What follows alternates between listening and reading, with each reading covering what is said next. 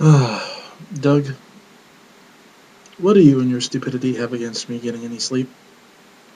Really? Okay, well, let's go on, shall we? Doug has posted what he claims is an ultimate Dragon Ball Z Kai Rant, and to be perfectly blunt, I have to be helping him with this because the guy's still, again, clearly reading something that somebody else wrote. The guy's using words that aren't even his. He's clearly having to go back and reread words, much more than his usual stumbling, so well, at least he's learning something, but I'd very much be interested in knowing who is helping him. But moving on. He has apparently declared that not only does this series not follow the manga at all, but it deviates even more than the old series did from the manga.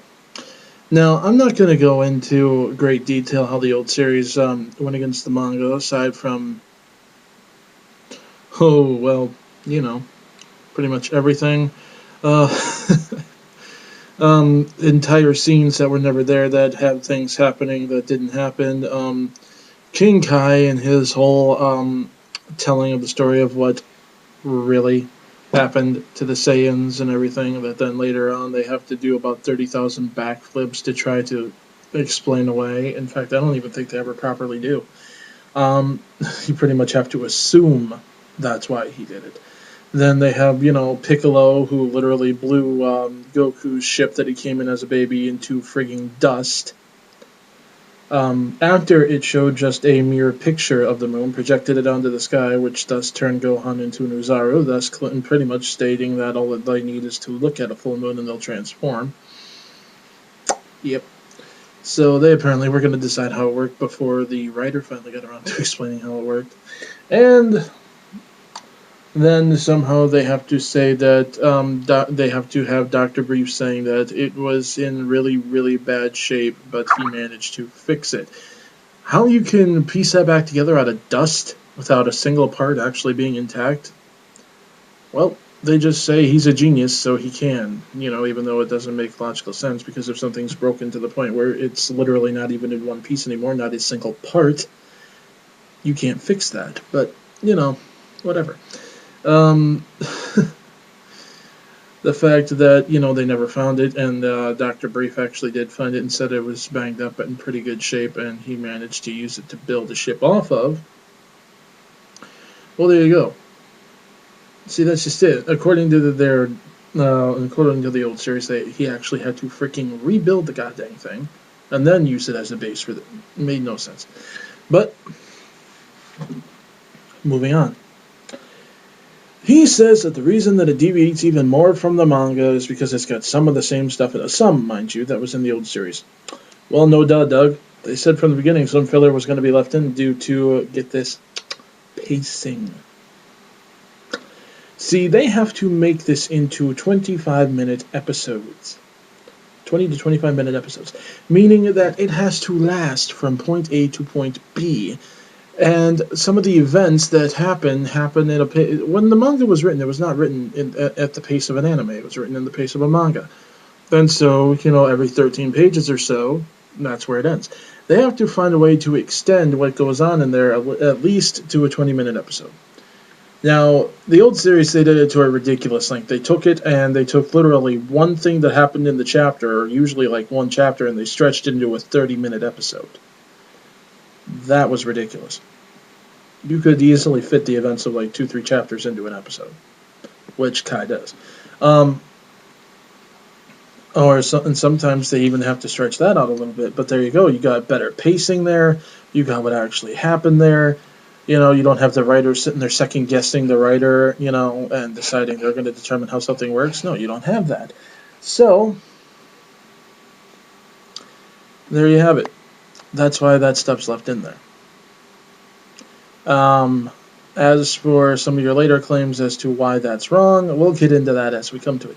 Your first complaint is the fact that Bardock shows up and he wasn't supposed to show up till Frieza. There's just one problem. Bardock, his actual appearance and what they showed there actually happened in the TV special, which was actually declared canon. So it technically has no placement. In fact, the only thing that would be an error is if Frieza remembered Bardock before seeing Goku, which does not happen. In fact, in the manga, the only time he appeared in the manga was briefly when Frieza remembered him as being the only Saiyan who actually defied him. Now, moving right along. You're actually whining again about remastering the footage. You showed side-by-side comparisons. Interesting, by the way, that you actually chose already restored footage instead of the original releases that you were already complaining about. Um, oh wow. But even then, side by side, you can see it's less blurry, it's more vibrant, it looks newer. It looks like it would if you had just drawn it. That's kind of the point. It looks clean. Secondly, to sit there and say that somehow ruins it, they went chronologically. Why? Because they know people have seen this already. They're not stupid, like you.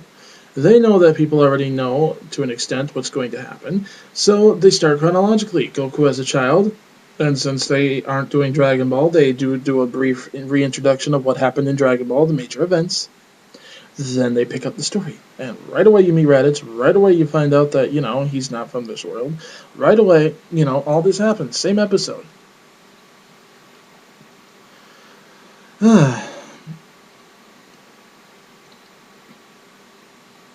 Wow, what a shock. At any rate, I mean, they made it very clear, Doug, that the whole point of this was to retell the events of this one part of the series. Oh my god. Anyway, moving on, you're nitpicking about Trunks fighting Frieza. Wow.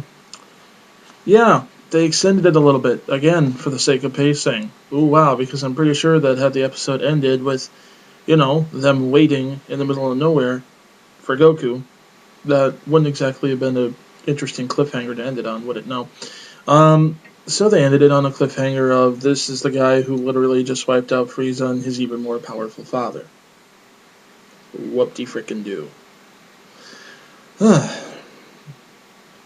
That's not really breaking the manga. That's not really that terrible. I don't know why you seem to think it is. Another thing that happens, the human characters, which you always complain about not getting the proper treatment, are treated much better as it removes filler scenes that purposely and literally, degrade them, mock them, make them seem weaker, have the most easily ridiculous and avoidable stuff, or even stuff that shouldn't even faze them, knock them out of a fight or knock them out of watching something or anything like that. Oh, God. And then you're going to go ahead and whine about the Cell Juniors because, oh my god, they're dodging?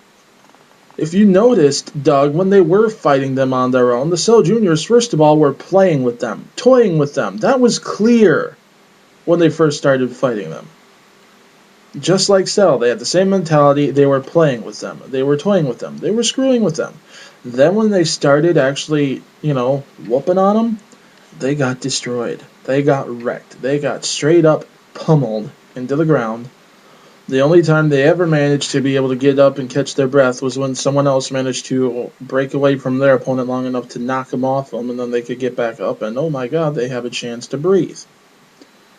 But other than that, no, they were getting the living crap beat out of them. And you're seriously going to whine about dialogue? Oh my god. Doug. The Japanese script for Kai was also rewritten. That series is redubbed as well. They also wrote the lines to be closer to the manga as it is written in Japanese. What you are complaining about Vegeta calling them shrimps, and yet he doesn't do it anymore, that is not actually in the original Japanese dialogue. In fact, a lot of what you're pointing to are likely fan translations, and even if they're not, well, that was the translator's decision, but that wasn't the original dialogue. The Japanese actually have access to the original, uncensored, unaltered, unmistranslated, written manga. Heck, they got Akira Toriyama frickin' supervising the dang thing. And it was there. There you go. So, I'm not sure why you think that's horrible. The dialogue, you say, is incredibly stupid because they're actually trying to make Vegeta sound smart. Newsflash, genius, he's a prince, he would be well educated. Even under Frieza, considering the fact that he was always considered, quote-unquote, Frieza's pet.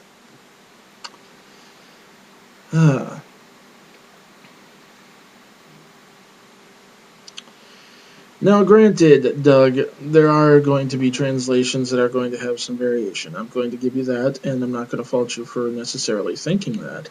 You should have researched it a little more thoroughly, but at least you tried there.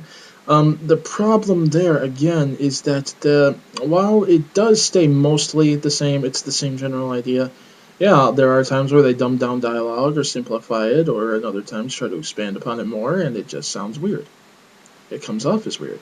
Especially since there are certain Japanese words that, like, literally in our language only mean, like, one or two small words, but in theirs, especially, written out, it's, like, long. Or it'll be a phrase that takes longer to say in our language that they also then have to condense into this smaller bubble. So, it's not like they can expand speech bubbles on their own. Fan translations try to do that, and it looks ridiculous. But, again, at least someone did it. Now, I'm again not seeing a problem here. You are pointing to things that are expansions for the sake of time. You are pointing to things that are in no way canon breaking. Do they affect the canon storyline? No. The thing at the end with Cell, does that really affect what happened? No. It actually doesn't. Like you said, as awesome as it was, well, that's one reason why it was left. It's iconic. Another reason that it was left is, oh my god, they had to fill out the episode. Ooh. Wow.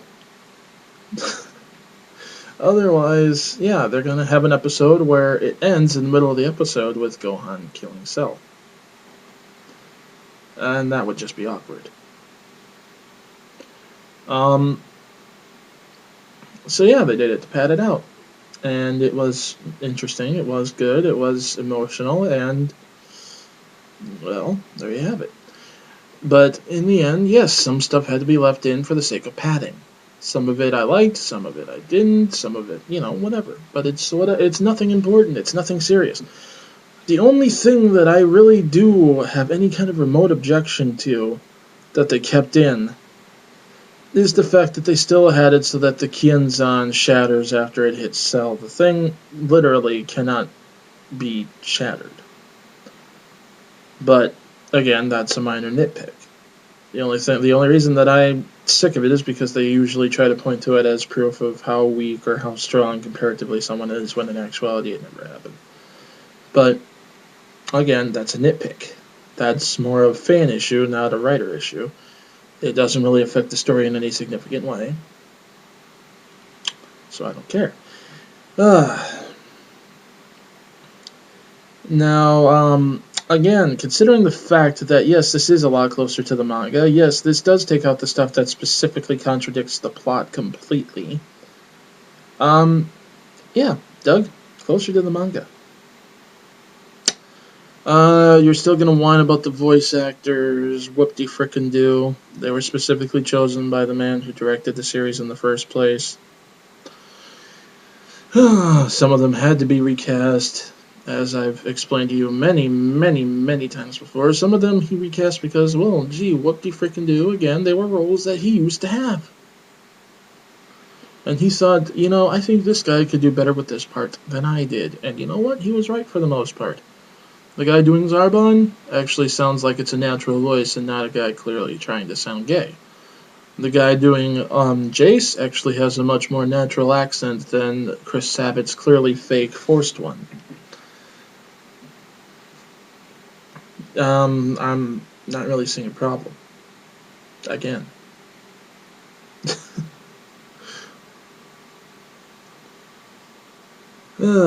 And Frieza, don't even get me freaking started on Frieza. That voice is just freaking amazing.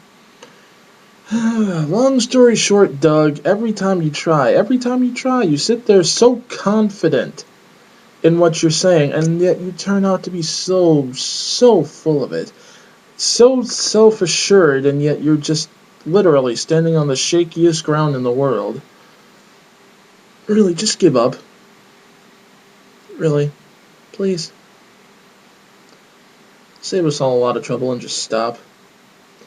That, or, you could be ballsy enough to accept that little challenge I offered you, but yeah, you won't, because that's how you are. But hey, you'll keep trying to point it out and I'll keep slapping you around, just like old times. Well, I'm off to actually try to get something resembling sleep now, so I'll see you all later.